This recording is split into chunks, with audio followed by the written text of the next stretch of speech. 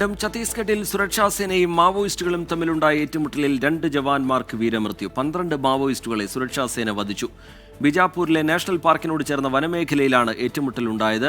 അച്യുതൻ വിവരങ്ങളുമായി ഡൽഹിയിൽ നിന്ന് ചേരുന്നുണ്ട്. അച്യുതൻ, വലിയ ഏറ്റുമുട്ടലാണ് ഉണ്ടായിരിക്കുന്നത്. 12 മാവോയിസ്റ്റുകളെ വധിച്ചിട്ടുണ്ട്. ഇപ്പോഴും ഏറ്റുമുട്ടൽ തുടരുകയാണെന്ന് മനസ്സിലാക്കുന്നു. പുതിയ വിവരങ്ങൾ എന്താണ് അച്യുതൻ?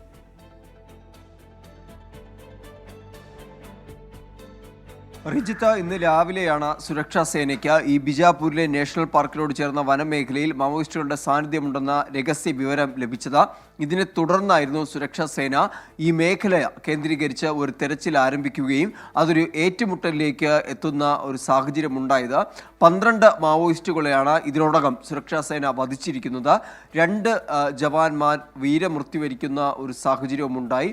ഈ ഏറ്റുമുട്ടലിൽ 2 ജവാന്മാർക്ക് പരിക്ക് പറ്റിയതായും വിവരങ്ങൾ ലഭിക്കുന്നുണ്ട്. എന്തായാലും മേഖലയിൽ ഇപ്പോഴും ഈ മാവോയിസ്റ്റുകൾക്ക് നേരെയുള്ള സൈനിക നടപടി പുരോഗമിച്ചു കൊണ്ടിരിക്കുകയാണ്. ഇന്ന് രാവിലെയോടുകൂടിയാണ് ഈ ഏറ്റുമുട്ടൽ ബിജാപൂരിലെ നാഷണൽ പാർക്കിനോട് ചേർന്ന വനമേഖലയിൽ ആരംഭിച്ചത്. ശരി, അച്യുതൻ ഡൽഹിയിൽ നിന്ന് വിശദാംശങ്ങൾ പങ്കുവയ്ക്കുകയായിരുന്നു. അവിടെ ഏറ്റുമുട്ടൽ ഇപ്പോഴും തുടരുകയാണ്.